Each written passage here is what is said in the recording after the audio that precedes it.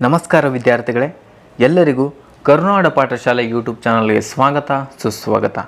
ನೀವೇನಾದರೂ ನಮ್ಮ ಚಾನಲನ್ನು ಇನ್ನೂ ಸಬ್ಸ್ಕ್ರೈಬ್ ಮಾಡಿದ್ದಿಲ್ಲ ಅಂದರೆ ಇವಾಗಲೇ ಸಬ್ಸ್ಕ್ರೈಬ್ ಮಾಡಿ, ಹಾಗೆ ಪಕ್ಕದಲ್ಲಿರೋ ಬೆಲ್ ಐಕನ್ ಕೂಡ ಪ್ರೆಸ್ ಮಾಡಿ. ಇವತ್ತಿನ ಮೊದಲನೇ ಪ್ರಶ್ನೆ, ಬೆಂಗಳೂರು ವಿಭಾಗದಲ್ಲಿ ಎಷ್ಟು ಜಿಲ್ಲೆಗಳಿವೆ ಅಂತ ಪ್ರಶ್ನೆ ಕೇಳಿದ್ದಾರೆ. ಸೊ ಇದು ಭೂಗೋಳ ಪ್ರಶ್ನೆಗಳಾಗಿರುತ್ತವೆ. 6ನೇ 7ನೇ ತರಗತಿಯ ಪಠ್ಯಪುಸ್ತಕದಲ್ಲಿರುವಂಥ ಭೂಗೋಳ ಪ್ರಶ್ನೆಗಳನ್ನು ಇವತ್ತಿನ ವಿಡಿಯೋದಲ್ಲಿ ನೋಡೋಣ.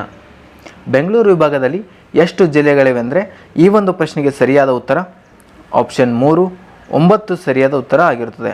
ಅಂದರೆ ನಮ್ಮ ಬೆಂಗಳೂರು ವಿಭಾಗದಲ್ಲಿ 9 ಜಿಲ್ಲೆಗಳಿವೆ. ಮುಂದಿನ ಪ್ರಶ್ನೆ, ಮುತ್ಯಾಲಮಡು ಜಲಾಶಯ ಎಲ್ಲಿ ಕಂಡು ಬರುತ್ತದೆ ಅಂತ ಪ್ರಶ್ನೆ ಕೇಳಿದ್ದಾರೆ. ಸೊ ಮುತ್ಯಾಲಮಡು ಎಂಬ ಜಲಾಶಯವು ಎಲ್ಲಿ ಕಂಡು ಬರುತ್ತದೆ ಅಂದರೆ ಈ ಒಂದು ಪ್ರಶ್ನೆಗೆ ಸರಿಯಾದ ಉತ್ತರ ಆಪ್ಷನ್ 1 ಬೆಂಗಳೂರು ಸರಿಯಾದ ಉತ್ತರ ಆಗಿರುತ್ತದೆ.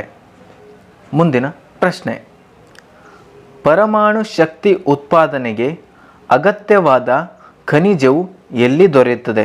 ಯಾವುದಕ್ಕಂದರೆ ಪರಮಾಣು ಶಕ್ತಿ ಉತ್ಪಾದನೆಗೆ ಅಗತ್ಯವಾದ ಖನಿಜ ಎಲ್ಲಿ ದೊರೆಯುತ್ತದೆ ಅಂದರೆ ಈ ಒಂದು ಪ್ರಶ್ನೆಗೆ ಸರಿಯಾದ ಉತ್ತರ ಆಪ್ಷನ್ 2 ಚಿತ್ರದುರ್ಗ ಸರಿಯಾದ ಉತ್ತರ ಆಗಿರುತ್ತದೆ. ಮುಂದಿನ ಪ್ರಶ್ನೆ, ಜಯಮಂಗಲಿ ಕೃಷ್ಣಮೃಗ ವನ್ಯಧಾಮ ಯಾವುದು? ಜಯಮಂಗಲಿ ಕೃಷ್ಣಮೃಗ ವನ್ಯಧಾಮ ಎಲ್ಲಿ ಕಂಡು ಬರುತ್ತದೆ ಅಂತ ಪ್ರಶ್ನೆ ಕೇಳಿದ್ದಾರೆ. ಸೊ ಈ ಒಂದು ಪ್ರಶ್ನೆಗೆ ಸರಿಯಾದ ಉತ್ತರ ಯಾವುದಾಗಿರುತ್ತದೆ ಅಂದರೆ ಆಪ್ಷನ್ 2 ತುಮಕೂರಿನಲ್ಲಿ ನಾವು ಜಯಮಂಗಲಿ ಕೃಷ್ಣಮೃಗ ವನ್ಯಧಾಮವನ್ನು ನೋಡುತ್ತೇವೆ. ಮುಂದಿನ ಪ್ರಶ್ನೆ, ಶಿವಮೊಗ್ಗ ಜಿಲ್ಲೆಯ ಭದ್ರಾವತಿಯಲ್ಲಿ ಉಕ್ಕು ಮತ್ತು ಕಬ್ಬಿಣ ಕಾರ್ಖಾನೆ ಇದೆ. ಶಿವಮೊಗ್ಗ ಜಿಲ್ಲೆಯ ಭದ್ರಾವತಿಯಲ್ಲಿ ಉಕ್ಕು ಮತ್ತು ಕಬ್ಬಿಣ ಕಾರ್ಖಾನೆ ಇದೆ. ಸೊ ಅದನ್ನು ಯಾವಾಗ ಸ್ಥಾಪಿಸಲಾಗಿದೆ ಅಂತ ಪ್ರಶ್ನೆ ಕೇಳಿದ್ದಾರೆ. ಸೊ ಈ ಒಂದು ಪ್ರಶ್ನೆಗೆ ಸರಿಯಾದ ಉತ್ತರ ಯಾವುದಾಗಿರುತ್ತೆ ಅಂದರೆ ಆಪ್ಷನ್ 2 1923ರಲ್ಲಿ ಶಿವಮೊಗ್ಗ ಜಿಲ್ಲೆಯ ಭದ್ರಾವತಿಯಲ್ಲಿ ಉಕ್ಕು ಮತ್ತು ಕಬ್ಬಿಣ ಕಾರ್ಖಾನೆಯನ್ನು ಸ್ಥಾಪಿಸ್ತಾರೆ. ಮುಂದಿನ ಪ್ರಶ್ನೆ, ಡ್ಯಾಶ್ ಜಿಲ್ಲೆಯ ಅಮ್ಮಸಂದ್ರದಲ್ಲಿ ಬಿರ್ಲಾ ಕಂಪನಿಯ ಸಿಮೆಂಟ್ ಕಾರ್ಖಾನೆ ಇದೆ. ಸೊ ಬಿರ್ಲಾ ಕಂಪನಿಯ ಸಿಮೆಂಟ್ ಕಾರ್ಖಾನೆ ಯಾವ ಜಿಲ್ಲೆಯಲ್ಲಿ ಇದೆ ಅಂತ ಪ್ರಶ್ನೆನ ಕೇಳಿದ್ದಾರೆ. ಈ ಒಂದು ಪ್ರಶ್ನೆಗೆ ಸರಿಯಾದ ಉತ್ತರ ಆಪ್ಷನ್ 2 ತುಮಕೂರು ಸರಿಯಾದ ಉತ್ತರ ಆಗಿರುತ್ತದೆ. ಮುಂದಿನ ಪ್ರಶ್ನೆ, ನಮ್ಮ ದೇಶದಲ್ಲಿ ಪೆಲ್ಸೈಟ್ ಅದಿರು ಯಾವ ಜಿಲ್ಲೆಯಲ್ಲಿ ಮಾತ್ರ ದೊರೆಯುತ್ತದೆ? ಸೊ ನಮ್ಮ ದೇಶದಲ್ಲಿ ಪೆಲ್ಸೈಟ್ ಅದಿರು ಯಾವ ಜಿಲ್ಲೆಯಲ್ಲಿ ದೊರೆಯುತ್ತದೆ ಅಂದರೆ ಈ ಒಂದು ಪ್ರಶ್ನೆಗೆ ಸರಿಯಾದ ಉತ್ತರ ಆಪ್ಷನ್ 1 ಮೈಸೂರು ಸರಿಯಾದ ಉತ್ತರ ಆಗಿರುತ್ತದೆ. ಮುಂದಿನ ಪ್ರಶ್ನೆ, ಜೇನು ಕುರುಬರು ಯಾವ ಜಿಲ್ಲೆಯಲ್ಲಿ ಅತಿ ಹೆಚ್ಚಾಗಿ ಕಂಡುಬರುತ್ತಾರೆ? ಸೊ ಜೇನು ಕುರುಬರು ಎಂಬ ಜನಾಂಗದ ಜನರು ಯಾವ ಒಂದು ಜಿಲ್ಲೆಯಲ್ಲಿ ಹೆಚ್ಚಾಗಿ ಕಂಡು ಬರ್ತಾರೆ ಅಂತ ಪ್ರಶ್ನೆ ಕೇಳಿದ್ದಾರೆ. ಸೊ ಈ ಒಂದು ಪ್ರಶ್ನೆಗೆ ಸರಿಯಾದ ಉತ್ತರ ಯಾವುದಾಗಿರುತ್ತದೆ ಅಂದರೆ ಆಪ್ಷನ್ 3 ಚಾಮರಾಜನಗರ ಸರಿಯಾದ ಉತ್ತರ ಆಗಿರುತ್ತದೆ. ಮುಂದಿನ ಪ್ರಶ್ನೆ, ಭೂತಾರಾಧನೆ ಯಾವ ಜಿಲ್ಲೆಗಳಲ್ಲಿ ಪ್ರಸಿದ್ಧವಾಗಿದೆ?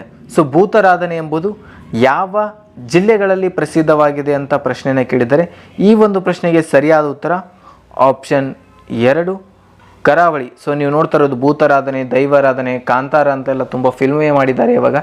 ಸೊ ಅದು ಯಾವ ಜಿಲ್ಲೆಯಲ್ಲಿ ಅಂದರೆ ಕರಾವಳಿ ಜಿಲ್ಲೆ ಅಂತ ಹೇಳ್ತೀವಿ. ಸೊ ಕರಾವಳಿ ಅಥವಾ ಭೂತಾರಾಧನೆ ಯಾವ ರಾಜ್ಯಗಳಲ್ಲಿ ಪ್ರಸಿದ್ಧವಾಗಿದೆ ಅಂತ ಏನಾದರೂ ಪ್ರಶ್ನೆ ಕೇಳಿದರೆ ಅದು ನಮ್ಮ ಕರ್ನಾಟಕ ಸರಿಯಾದ ಉತ್ತರ ಆಗಿರುತ್ತದೆ. ಮುಂದಿನ ಪ್ರಶ್ನೆ, ಕಂಸಾಳೆ ಕುಣಿತಕ್ಕೆ ಯಾವ ಜಿಲ್ಲೆಗಳಲ್ಲಿ ಪ್ರಸಿದ್ಧವಾಗಿದೆ? ಸೊ ಕಂಸಾಳೆ ಕುಣಿತ ಎಂಬುದು ಯಾವ ಜಿಲ್ಲೆಯಲ್ಲಿ ಪ್ರಸಿದ್ಧವಾಗಿದೆ ಅಂತ ಪ್ರಶ್ನೆಯನ್ನು ಕೇಳಿದ್ದಾರೆ. ಈ ಒಂದು ಪ್ರಶ್ನೆಗೆ ಸರಿಯಾದ ಉತ್ತರ ಯಾವುದಾಗಿರುತ್ತದೆ ಅಂದರೆ ಆಪ್ಷನ್ 3 ಚಾಮರಾಜನಗರ ಸರಿಯಾದ ಉತ್ತರ ಆಗಿರುತ್ತದೆ. ಮುಂದಿನ ಪ್ರಶ್ನೆ, ಸೊ ಮುಂದಿನ ಪ್ರಶ್ನೆಗೆ ಹೋಗೋಕ್ಕಿಂತ ಮುಂಚೆ ನಮ್ಮ ಚಾನಲ್ನಲ್ಲಿ ಕರ್ನಾಟಕ ರಾಜ್ಯದ ಸ್ಪರ್ಧಾತ್ಮಕ ಪರೀಕ್ಷೆಗಳಾದ PC, PSI, SDA, FDA, ಗ್ರಾಮ ಲೆಕ್ಕಿಗ ಹಾಗೂ PDO ಮುಂತಾದ ಹುದ್ದೆಗಳ ಉಪಯುಕ್ತ ಮಾಹಿತಿಗೆ ಸಂಬಂಧಪಟ್ಟ ಪ್ರಶ್ನೋತ್ತರಗಳನ್ನು ಈಗಾಗಲೇ ಅಪ್ಲೋಡ್ ಮಾಡ್ತಾ ಬಂದಿದ್ದೇವೆ. ಇನ್ನೂ ಯಾರಾದರೂ ನಮ್ಮ ಚಾನಲಲ್ಲಿರೋ ವಿಡಿಯೋಗಳನ್ನು ನೋಡಿದಿಲ್ಲ ಅಂದರೆ ಇವಾಗಲೇ ನೋಡಿ, ಹಾಗೆ ಸಬ್ಸ್ಕ್ರೈಬ್ ಮಾಡಿ, ಸಪೋರ್ಟ್ ಮಾಡಿ. ಮುಂದಿನ ಪ್ರಶ್ನೆ, ಕಲಬುರಗಿ ಜಿಲ್ಲೆಯನ್ನು ವಿಭಜಿಸಿ ಯಾದಗಿರಿ ಜಿಲ್ಲೆಯನ್ನು ಡ್ಯಾಶ್ ರಂದು ರಚಿಸಲಾಯಿತು. ಸೊ ನಮ್ಮ ಕಲಬುರಗಿ ಯಾದಗಿರಿ ಒಂದೇ ಜಿಲ್ಲೆಯಾಗಿತ್ತು, ಅದನ್ನು ಸಪ್ರೇಟಾಗಿ ವಿಭಜಿಸಿ ಯಾದಗಿರಿ ಮತ್ತು ಕಲಬುರಗಿ ಬೇರೆ ಬೇರೆ ಜಿಲ್ಲೆಯನ್ನಾಗಿ ಮಾಡಲಾಯಿತು. ಸೊ ಯಾವ ಒಂದು ಇಸವಿ ಅಥವಾ ಯಾವ ಒಂದು ದಿನಾಂಕದಂದು ಯಾದಗಿರಿಯನ್ನು ವಿಭಜಿಸಲಾಯಿದಂಥ ಪ್ರಶ್ನೆಯನ್ನು ಕೇಳಿದರೆ ಈ ಒಂದು ಪ್ರಶ್ನೆಗೆ ಸರಿಯಾದ ಉತ್ತರ ಯಾವುದಾಗಿರುತ್ತೆ ಅಂದರೆ ಆಪ್ಷನ್ 1 ಏಪ್ರಿಲ್ 10, 2010ರಂದು ಕಲಬುರಗಿ ಜಿಲ್ಲೆಯನ್ನು ವಿಭಜಿಸಿ ಯಾದಗಿರಿ ಎಂಬ ಹೊಸ ಜಿಲ್ಲೆಯನ್ನು ರಚಿಸಲಾಯಿತು. ಮುಂದಿನ ಪ್ರಶ್ನೆ, ಆಫ್ರಿಕಾದ ಪ್ರಸ್ಥಭೂಮಿಯನ್ನು ಯಾವ ಗಣಿಗಾರಿಕೆಗೆ ಪ್ರಸಿದ್ಧ ಆಗಿದೆ? ಸೊ ಆಫ್ರಿಕಾದ ಪ್ರಸ್ಥಭೂಮಿಯು ಯಾವ ಗಣಿಗಾರಿಕೆಗೆ ಪ್ರಸಿದ್ಧವಾಗಿದೆ ಅಂತ ಪ್ರಶ್ನೆ ಕೇಳಿದ್ದಾರೆ. ಈ ಒಂದು ಪ್ರಶ್ನೆಗೆ ಸರಿಯಾದ ಉತ್ತರ ಆಪ್ಷನ್ 1 ಚಿನ್ನ ಸರಿಯಾದ ಉತ್ತರ ಆಗಿರುತ್ತೆ. ಸೊ ಆಫ್ರಿಕಾದಲ್ಲಿ ಚಿನ್ನ ಗಣಿಗಾರಿಕೆಯನ್ನು ಮಾಡ್ತಾರೆ. ಮುಂದಿನ ಪ್ರಶ್ನೆ, ಸಮಶೀತೋಷ್ಣ ವಲಯದ ಹುಲ್ಲುಗಾವಲುಗಳನ್ನು ದಕ್ಷಿಣ ಆಫ್ರಿಕಾದಲ್ಲಿ ಡ್ಯಾಶ್ ಎಂದು ಕರೆಯುತ್ತಾರೆ ಅಂತ ಪ್ರಶ್ನೆ ಕೇಳಿದ್ದಾರೆ. ಸೊ ಸಮಶೀತೋಷ್ಣ ವಲಯವನ್ನು ದಕ್ಷಿಣ ಆಫ್ರಿಕಾದಲ್ಲಿ ಏನಂತ ಕರೀತಾರೆ ಅಂದರೆ ಈ ಒಂದು ಪ್ರಶ್ನೆಗೆ ಸರಿಯಾದ ಉತ್ತರ ಆಪ್ಷನ್ 1 ವೆಲ್ಸ್ ಸರಿಯಾದ ಉತ್ತರ ಆಗಿರುತ್ತದೆ. ಏನಂತಾರೆ ಅಂದರೆ ವೆಲ್ಸ್ ಅಂತ ಕರೀತಾರೆ. ಮುಂದಿನ ಪ್ರಶ್ನೆ,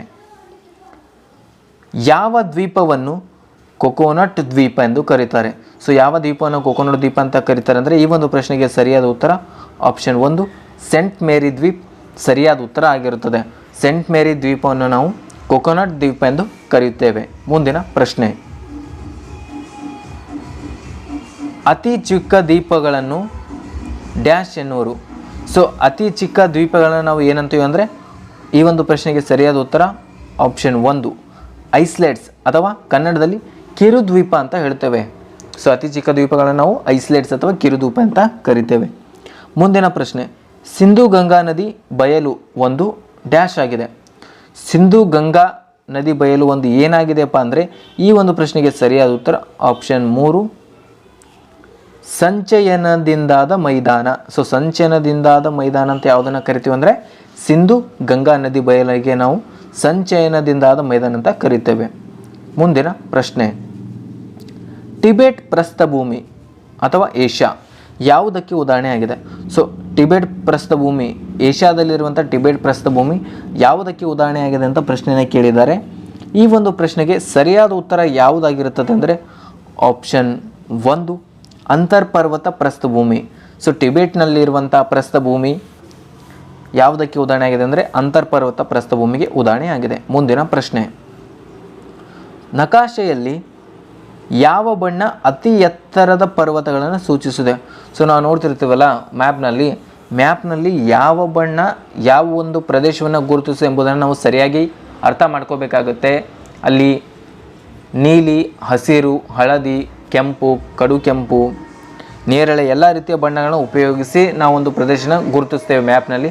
ಸೊ ಯಾವ ಬಣ್ಣ ಯಾವ ಪ್ರದೇಶಕ್ಕೆ ಅಂತ ವಿದ್ಯಾರ್ಥಿಗಳು ಸರಿಯಾಗಿ ಓದಬೇಕಾಗುತ್ತೆ.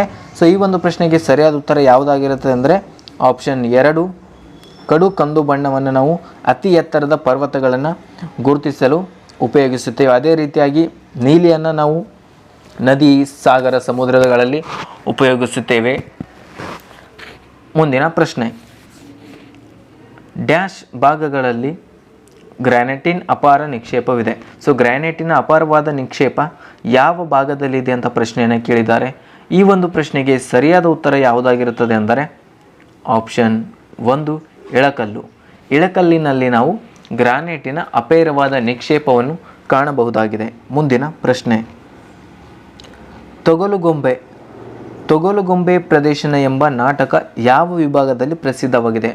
ಸೊ ತೊಗಲುಗೊಂಬೆ ಎಂಬ ನಾಟಕ ಯಾವ ವಿಭಾಗದಲ್ಲಿ ಪ್ರಸಿದ್ಧವಾಗಿದೆ ಅಂದರೆ ಆಪ್ಷನ್ 1 ಕಲಬುರಗಿಯಲ್ಲಿ ನಾವು ನಾಟಕ, ತೊಗಲುಗೊಂಬೆ, ಬಯಲಾಟ ಈ ರೀತಿಯಾದ ವಿಶೇಷ ಒಂದು ಜಾನಪದ ಶೈಲಿಯ ನೃತ್ಯಗಳನ್ನು ನಾವು ನೋಡಬಹುದು. ಇನ್ನೂ ಯಾರಾದರೂ ನಮ್ಮ ಚಾನಲನ್ನು ಸಬ್ಸ್ಕ್ರೈಬ್ ಮಾಡಿ ಇವಾಗಲೇ ಸಬ್ಸ್ಕ್ರೈಬ್ ಮಾಡಿ. ನಮ್ಮ ಚಾನಲಲ್ಲಿ ಸ್ಪರ್ಧಾತ್ಮಕ ಪರೀಕ್ಷೆಗಳಾಗಿ ಸಾಮಾನ್ಯ ಜ್ಞಾನ ಮತ್ತು ಪ್ರಚಲಿತ ಘಟನೆಗಳು, ಭೂಗೋಳ ವಿಜ್ಞಾನ, ಭಾರತ ಸಂವಿಧಾನ, ಕರ್ನಾಟಕ ಇತಿಹಾಸ ಎಲ್ಲ ರೀತಿಯ ಪ್ರಶ್ನೋತ್ತರಗಳನ್ನು ಅಪ್ಲೋಡ್ ಮಾಡ್ತಾ ಇರ್ತೇವೆ. ಅದೇ ರೀತಿ ನಮ್ಮ ಚಾನಲನ್ನು ಇನ್ಸ್ಟಾಗ್ರಾಮ್ ಮತ್ತು ಕರುನಾಡ ಪಾಠಶಾಲೆ ಅಂತ ಟೆಲಿಗ್ರಾಮ್ನಲ್ಲಿ ಸರ್ಚ್ ಮಾಡಿದ್ರೆ ಬರುತ್ತೆ, ಅಲ್ಲಿ ಬೇಗ ಫಾಲೋ ಮಾಡಿ. ಅದೇ ರೀತಿ ನಮ್ಮ ವಾಟ್ಸಪ್ ಚಾನಲ್ ಕೂಡ ಇದೆ, ಡಿಸ್ಕ್ರಿಪ್ಷನ್ನಲ್ಲಿ ಎಲ್ಲದರ ಲಿಂಕ್ ಇರುತ್ತೆ, ಅದರಿಂದ ನೀವು ಜಾಯಿನ್ ಆಗ್ಬೋದು. Thank you.